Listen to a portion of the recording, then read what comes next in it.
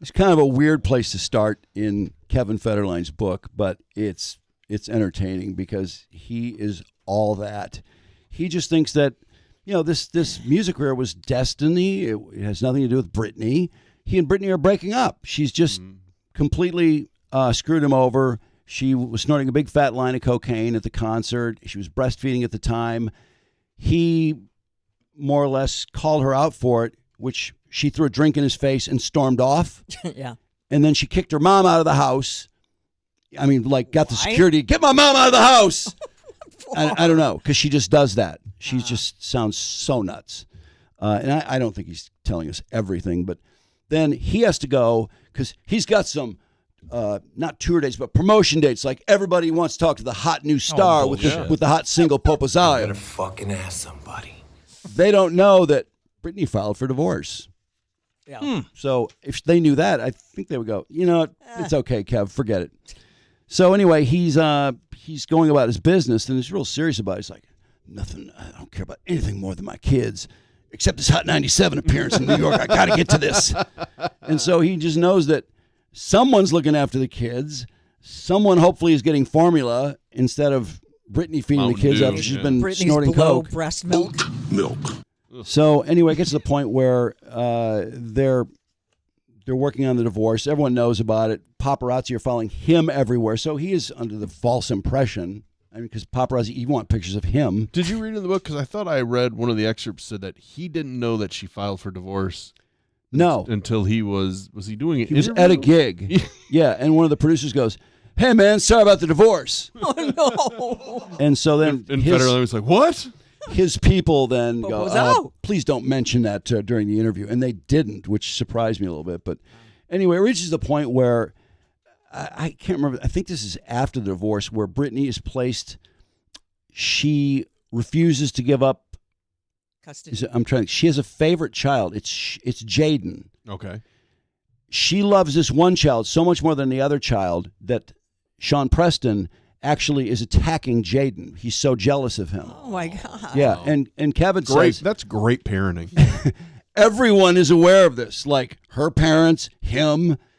Everyone knows this is the truth. She just doesn't give any attention to the second child. Huh. So anyway, she's clutching the one kid because she's going, Kevin is abusing my children. And so she lets him take Sean Preston, and she's in the bathroom locked with the door locked with Jaden. Oh, it's okay if he abuses the one I don't like. Yeah. Just not the one I like. Fuck that kid. Bitch. So then, of course, as we know, the police are called, and she's eventually put on a 5150 hold. Now she's being placed on a 5150 hold. I think Kevin thought that was a Van Halen album. I didn't know what that was all about. That would make him cooler, so he didn't know. They literally killed me. It's an involuntary psychiatric detention for individuals seemed a danger. Oh, he's mansplaining. That's how he talks. Yeah. Mm-hmm. So, but he's got gigs, man. I mean, these gigs are not going to wait. So, actually, I guess I go to court first. There's all these reporters and paparazzi. The court is just insane. And he's kind of amped because he thinks it's all him. Well, he thinks he's part of it. He thinks, look, everybody's interested in me. I can't believe this. I got this single out. When he had Popozao out, did he tour? Did he play like clubs? Did he? I don't think so. What else would he? He play? just appears to The talk acapella about version. This incredible piece of work. And what an idiot to think people are interested in me. He's doing interviews because you're married to Britney Spears, yeah. and Of you're course. a joke. Okay, the 5150 was before the divorce because then he's in court and he says she's pulling all these dramatic. One day she delayed the entire proceeding by driving around the building for an hour while everyone is following her. Paparazzi's following her around the block, around the block, around the block, around the block. Oh, that's awesome. While the judge, lawyers, and even her own legal team waited inside. It was not only frustrating but disrespectful. Maybe she's just trying to find parking. Parking's wherever she parks. That's Britney parking. And then there was the sheriff's deputy, and she ran over a fucking deputy's foot with her car. She was trying to navigate the mob outside the courthouse. Poor woman had to go to the hospital. It was a big deal. There was a consistent pattern of her showing up late, creating scenes, being disruptive. She'd arrive looking disheveled or inappropriately dressed. She showed up in her wedding dress one day. Oh, God. Jeez. Wow. Every time she stepped in the courtroom, it felt like a performance. Her behavior painted a picture of someone unstable, unable to prioritize what mattered most. The kids. Judge couldn't ignore the difference. I came in prepared, focused. The night she locked herself in the bathroom with Jaden and ended up on a 51-50 hole was a tipping point combined with everything else. The wedding dress, the tardiness, etc. It became clear. Another tipping point / final straw. It became clear she wasn't in a place to handle the responsibility of custody. It came time for the judge to make a decision. He granted him sole legal custody. Ooh, wow. So then, so now he's got his single. He's got his kids. Cool. Brittany's going a little nuts, which is a distraction, but he's got. She's got to pay him. Dan, my manager, was one of the constants during that time. He's my manager when Brittany and I were together. I mean, he acts like of course he has a manager. I mean, he doesn't talk about this like it's this weird temporary situation where he's not going to have a manager much longer. He'd been a manager when Brittany and I were together, and she fired him after the divorce. I decided to keep him on because I trusted him. He wasn't just some guy handling my career. He knew my situation, the mess I was in, the stakes I was facing. He wanted to help me move forward. As long as you pay him, yeah. Yeah, because he knew Brittany was paying Kevin so he could get paid. Amen. Whether it was figuring out how to keep my album on track or trying to create opportunities that allowed me to stay closer to home for the boys, Dan had my back. It wasn't easy. When it didn't have the kids, I was out. Not a few drinks with the boys kind of out. This is full-time bender of a first-rate Hollywood order. A journey through the underbelly of L.A. Strippers blowing cocaine in each other's asses. Guys tag team chicks in my hot tub. Bordello masquerading as a porn studio, masquerading as a dental office. Don't even get me started. I was freshly single, feeling my fame a bit. I was living in extremes, a responsible, devoted dad one day, a reckless party animal the next. I was having fun. And he still got his crew. Jimmy, Marty, Eddie, Big Mike. These are security people and his manager. Oh, all people paid to be around him? Yes, he has a team. But he thinks they're bros. Yeah. We did the same spots, rolled the same clubs. They were always there. I'm grateful for that time. If I had those guys with me, no matter how crazy things got, things were okay. And things got crazy. Club appearances, event bookings, parties. I was pulling in stupid money just to show up and party. $100,000 to do Vegas or Miami. Invitations to the biggest events, trips to places I never imagined I'd ever visit. I was riding the wave of this strange sudden fame. 2007 was topsy-turvy. I'm in the middle of the biggest shitstorm, divorce, custody, the media ripping me, and I'm booking some of the coolest gigs I've ever had. One minute I'm fighting for my kids, the next I'm living the dream. Again, he wouldn't have these gigs if he wasn't married to Brittany, if he just put that song out. You know, I've heard of these gigs, like people like Paris Hilton will show up at a bar and get paid like $50,000. Yeah. How does that work?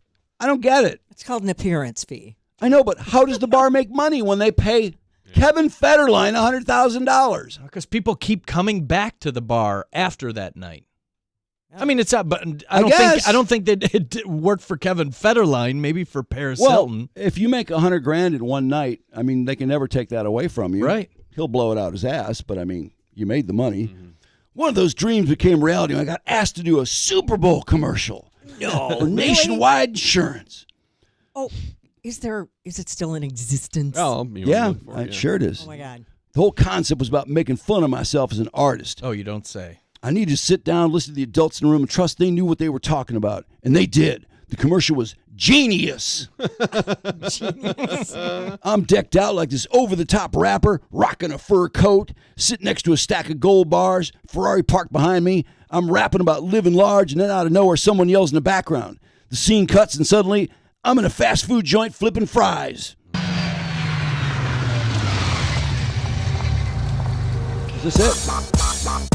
Can't see it. Oh, there we go. Who got it better than me? Federline on the block, rolling VIP. I don't remember this. I don't either. Rims, fat rocks, No, I do. Shining like a superstar from top to bottom. You need a sugar daddy, I'm the Mac. And if you need a dollar, holla, cause I got a whole stack. What? Rolling VIP. What? Rolling VIP. What? Rolling VIP.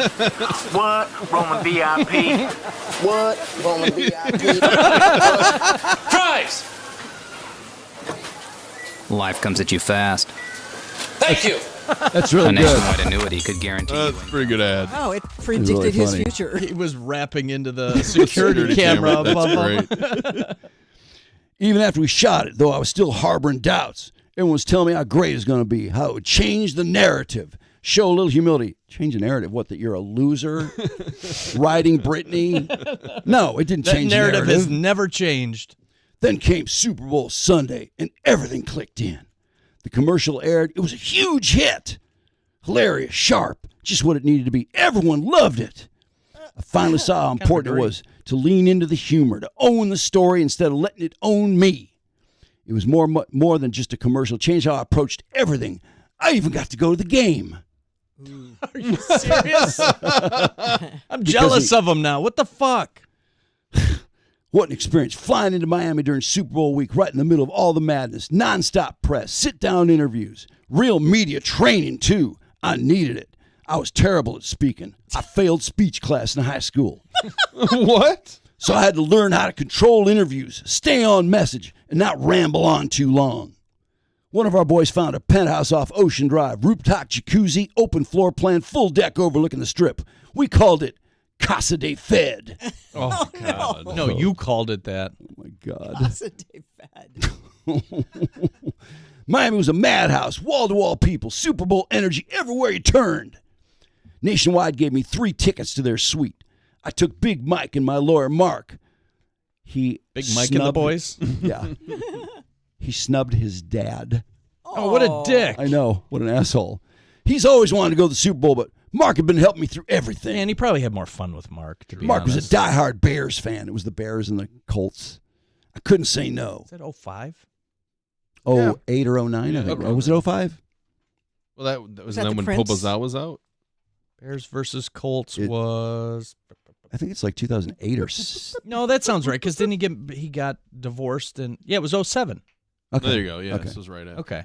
So, let's see. Then he's hanging out with Jay Anderson. I don't know who that is. Oh, a beat facilitator to many and a guy who worked with Fergie and the Black Eyed Peas. We did off right away. Jay and Fergie were in the suite next to ours again. We started talking about Snoop's party at Mansion later that night.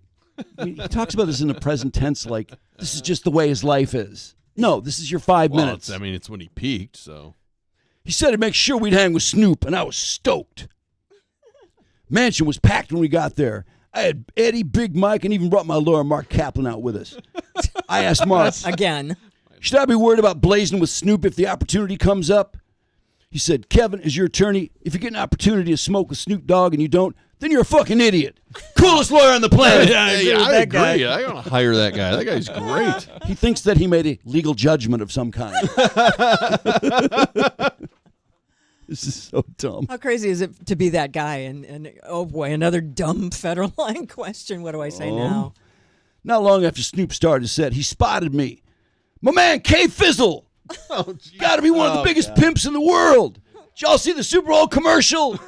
Did Snoop really? Does he fantasizing I don't again think like the Snoop- commercial? I don't think Snoop ever I'm said not buying that. this. No, there's no way. Then my boy Jay grabbed me and pulled me up on stage. I walked over to Snoop, pulled a big fat blunt out of my pocket, and handed it to him. He lit it right there. Got back on the mic. Ooh-wee! K Fizzle brought the fire. This is some real Cali OG shit. The crowd erupted. This is so cringy. This can't have happened. This did not No. happen. He gave This is a Snoop fiction book. Weed. Is Yes. what he's trying to tell us. He gave him a joint, Snoop, allegedly. He gave Snoop weed. The guy Apparently. who's got the most weed. I'm just reading the book. After that, we rolled upstairs to Snoop's green room with Snoop, Jay, Daz, Corrupt, Magic Don, the whole crew. We don't even know who these fucking people are. What are you talking about? We had a couple drinks. We're just chopping it up.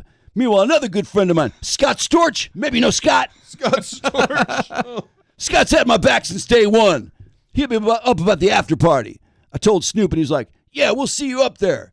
It was 5 a.m., but Miami, that means nothing. We grabbed a stretch Hummer, and we piled in at least 40 girls. No exaggeration. Cool. Oh, God. Cool. How old is he at this time? He's like 28, I think.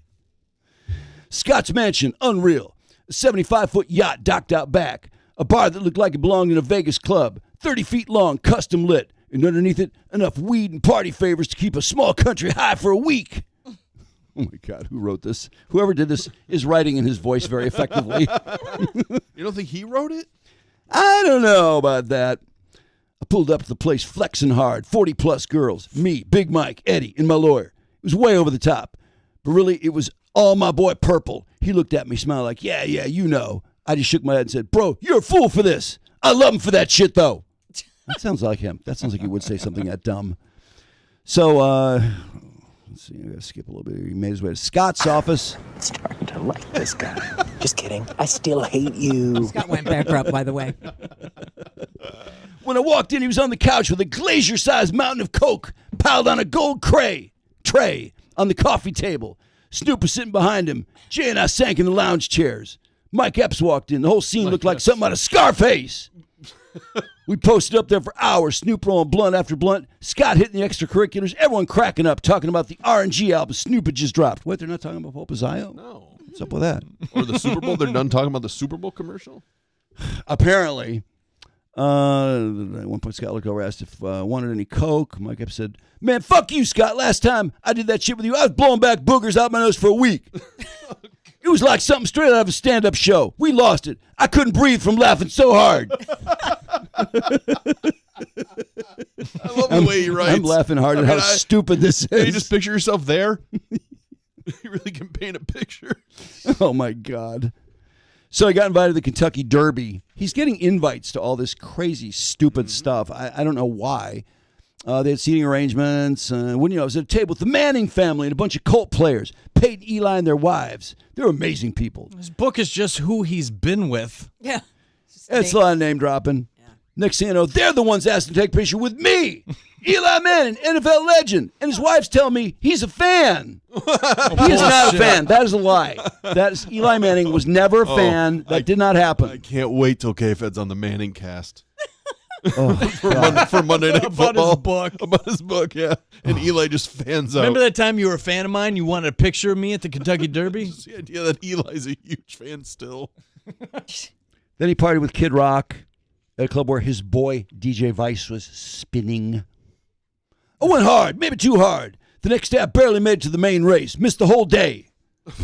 So then he says he didn't get invited back to the Kentucky Derby. He thinks that because he missed all the race. No, it's because you're Kevin Federline. Yeah.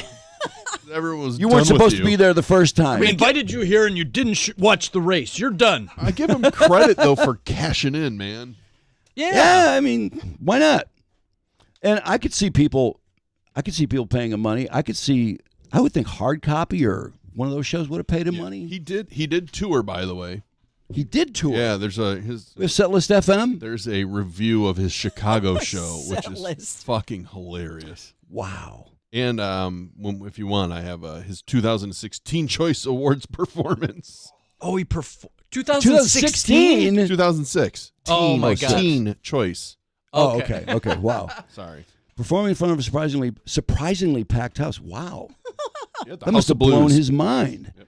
Federline managed to pull off the remarkable. He disappointed a crowd that had come for no other reason than to watch him implode. What a great line. For a man whose woeful musical efforts almost single-handedly helped turn YouTube from fledgling website into a $1.65 billion product, a woefully entertaining live show would seem like a sure thing. What makes him so enjoyable in small online morsels, though, his total ignorance of his public perception, proved to be his downfall in person. Oh, my God. He still has that. By going to great lengths to describe how haters only further his artistic drive, it makes it all the more evident that his artistic drive is limited to talking about haters.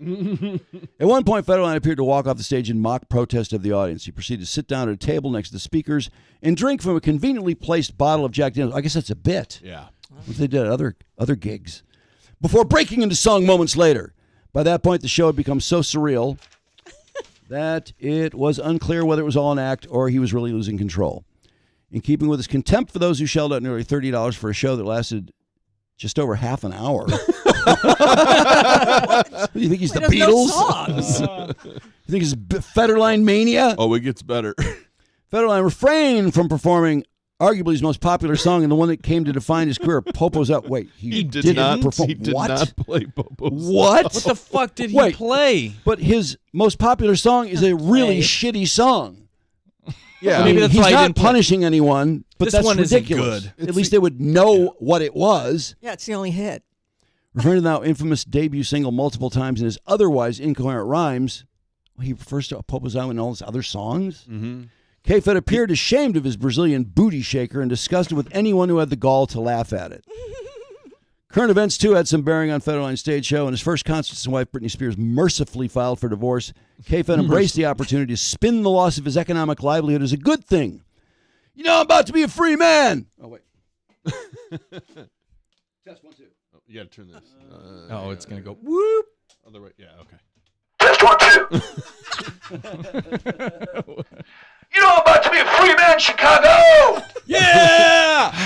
Who wants to dance with a pimp? Yeah! We Let's hear it, do! Chicago. Fuck yeah! Woo! Popo's out! Play it!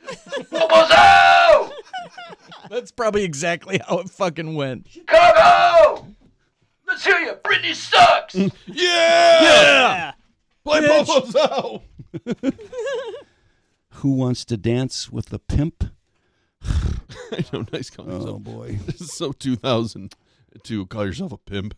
Federline always looks like he's working just a little bit too hard on stage. When he comes to the end of a particularly long verse, his facial expression changes from his default painted-on grimace to wry hand-in-the-cookie-jar grin, as if he's kind of surprised he didn't screw up.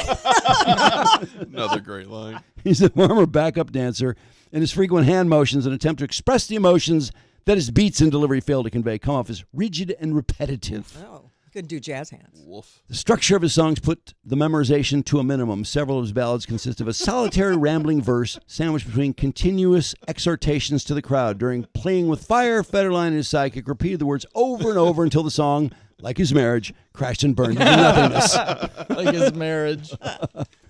After exiting the stage prematurely to... wait, there's another page here, isn't there? No? No, that's it, I think, yeah. Prematurely to puzzled cheering from the crowd, K-Fed waited off stage pensively until the crowd began chanting his name. Like his encore, right? I get it. Okay. At that point, Lose Control blared from the speakers and Federline hopped back into the spotlight, giving a loud, if not particularly stirring rendition of the album's marquee track. For that moment, at least, all was right at the House of the Blues. encore's Popo's out.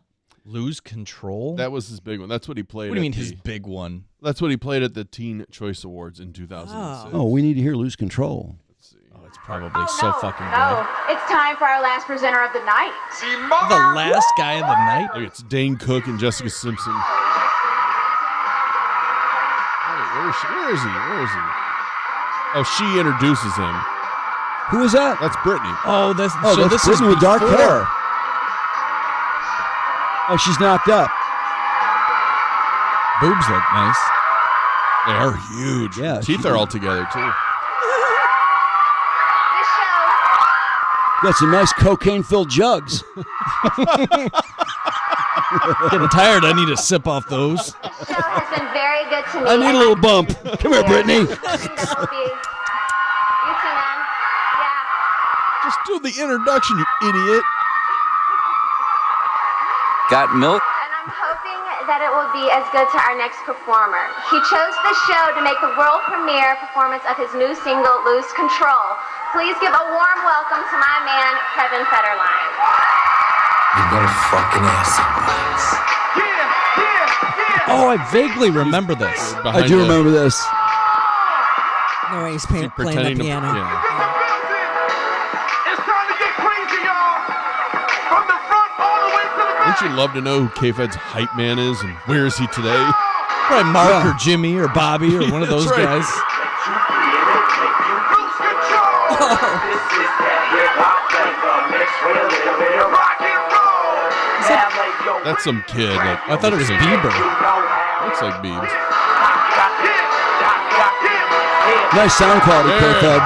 Step up in a club so fresh and clean. Not the outcast that they label me. Wait, is that kid lip syncing his song? Yes. He's not even singing. He's pretending to play the piano. That's when you say, hold up, stop. There he is, Jim. There we go. Look at that Oh, he face. turned around from the piano. That was clever. Look at him bask in the cheering. One time, bring the beat back. Let me take you back to 5 o'clock. I drove a Lamborghini off the block, but not before I made them chop the top and throw some 20 shooters on that top. Hit gas, go for a bite to eat. No tuxedo, cause they recognize me. A lifestyle of rich living and fast. Don't hate, cause I'm a superstar. And Oh, God. Wow. You sure are a superstar. never come between us, no matter who you are. Come on. Just get it, you feel I'm it. surprised this isn't a big hit record. This is that hip-hop flavor mixed with a little bit of rock and roll. Now lay your weight up, grab. You know, he can dance. It's too bad his music sucks. Yeah, it's awful. Kind of hurts the performance. Oh, But, he would be upset watching that. Knowing he needed to go on disability after that. True. Can't Yeah, fucking he can't dance anymore. You know, it's interesting reading about his dancing career because I forgot. You know, he toured with LFO. LMFAO? Or, No, LFO. Oh, LFO. Summer Girls LFO? Yeah, those I guys. like girls that wear Abercrombie and Fitch. So he was paid. It was 4 guys. I was like, why did LFO need 4 dude dancers? No, it's like gay. I was just got this really gay vibe, and I never thought that way about LFO before. But they got like, I think he said he got $350 a week for meals, and he made $1,500 a week for dancing. Then he got the Pink tour, which is a bigger that's deal. huge. Yeah. Yeah, and Pink toured all over the place. And he toured with a few other people too. Usher, I think he toured with. And then he met Britney when he was not on tour. And then he went on tour with her. And that was a crazy story. Shar Jackson was pregnant with his kid. He was living with Shar Jackson. They already had 1 kid. She got another one on the way, which before she was even pregnant the second time, it was like, yeah, I really wasn't digging it. We weren't getting along. And it's like, and then she got pregnant. It's crazy. It's like, what are you doing, you idiot? It's crazy. And she lives with her mom, I think it's her stepfather, her brother, his girlfriend, and maybe another sister or something. And Kevin's like, yeah, I didn't like that scene too much. You know, it's just it's too many people. It's crazy. So they actually had a daughter, and he was spending nights with his boys. Oh, Like he would sleep at his boys' apartment he used to have with his boys. It's like, well, that's pretty weird that you're the father of a child with your fiance and you don't stay there. That's kind of weird. It wasn't cool. It's pretty sweet. So then I ain't getting up in the middle of the night. He danced with Michael in one of Michael Jackson's videos. He danced in a Michael Jackson video. He didn't have shit to say about Michael Jackson in this book. He didn't say much. Okay, not a ton. But why would Michael hire someone who's? I mean, he can't. I don't think Michael hired him. Somebody else hired him. And then, Michael was presented with, here's your dancers. And right. If one of them fucked up, I'm sure Michael would have thrown him out. But get out of here. He was good at it, I guess. Yeah. I want you to leave. So no, he would go, job gone. Isn't that what he's saying? Job gone? Job gone. That's right. I forgot about See if that. I can find that. So let's see what happened. Oh, yeah. So he's basically with Shar. They're in a relationship. They have a baby on the way. And then one night he's out with his boys and he meets Britney and she ends up taking him back to her place. He bones her. And then she wants to bone again the next day, the next night, the next day, the next night.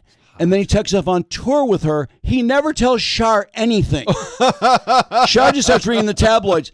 Who's this guy with Britney's? Oh my God, what's he doing with Britney she didn't Spears? even know he was on tour with Britney No, Spears? she had no idea. He called her from the tour and went, yeah, things that really, kind of changed and, I'm really sorry and stuff. But that shows what a zero it is. She didn't even bother tracking him down for a few days before he went on tour. She's like, I don't care that he's gone. Well, I don't know if she could. I'm not sure he was available to be tracked down. Yeah, sure. But then when he got back, he talks about, I don't know what he was doing. He was like, yeah, I got a call that Shar was about to give birth, so I rushed over to the hospital. Of course, the kid's already born. It's like, it was really kind of awkward. The kid's 3 years old.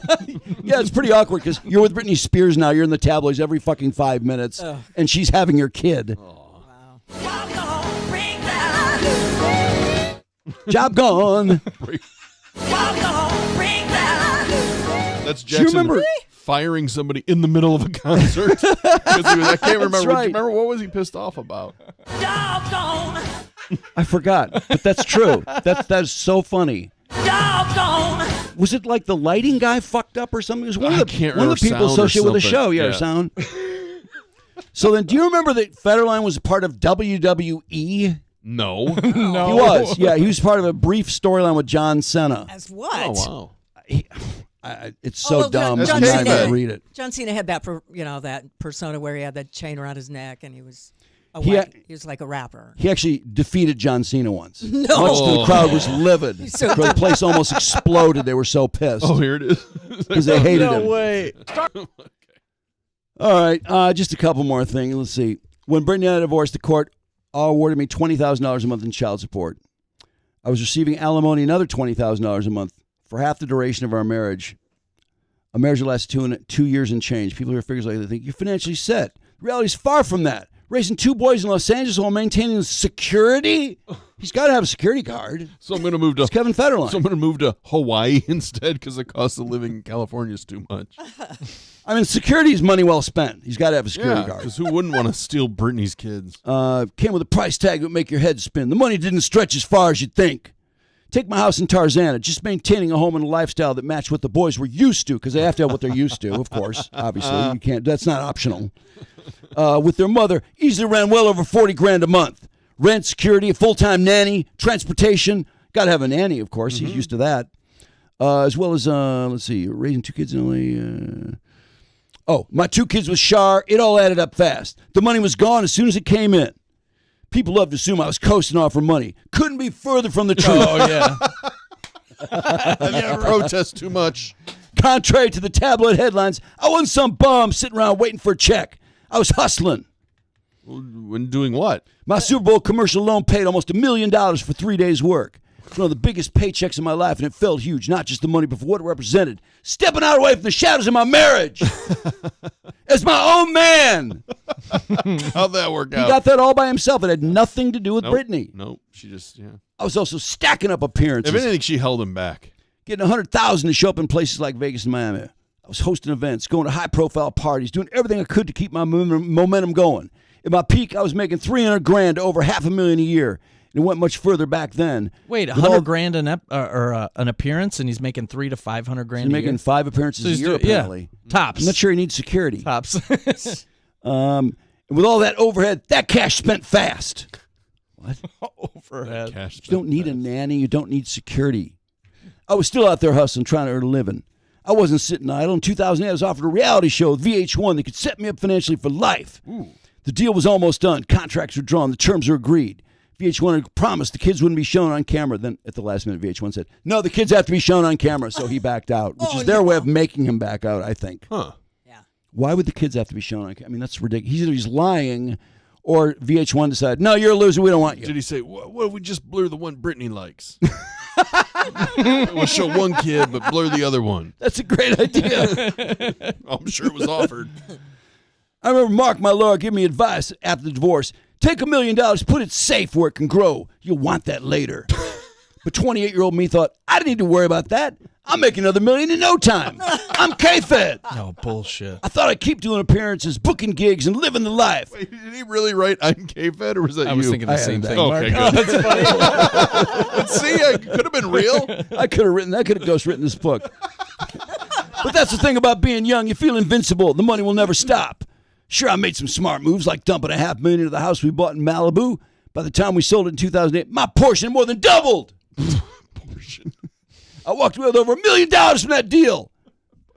But also made plenty of mistakes, thinking that the lifestyle I was living could go on forever. Wait, which house is this? It's the one with Britney. Okay, how much He took his dancer money and he dumped it in when she really bought the house. did? Yeah, Britney went. Okay. Britney told him, we're buying this together. I don't think that he really put it in. I'm sure it was an equal. I don't think so. He acts like it was. His dancer money that he made mainly dancing for her. Yeah, no, it's ridiculous. Oh, that book is great. I was not sitting on my ass. What a weasel. Bullshit.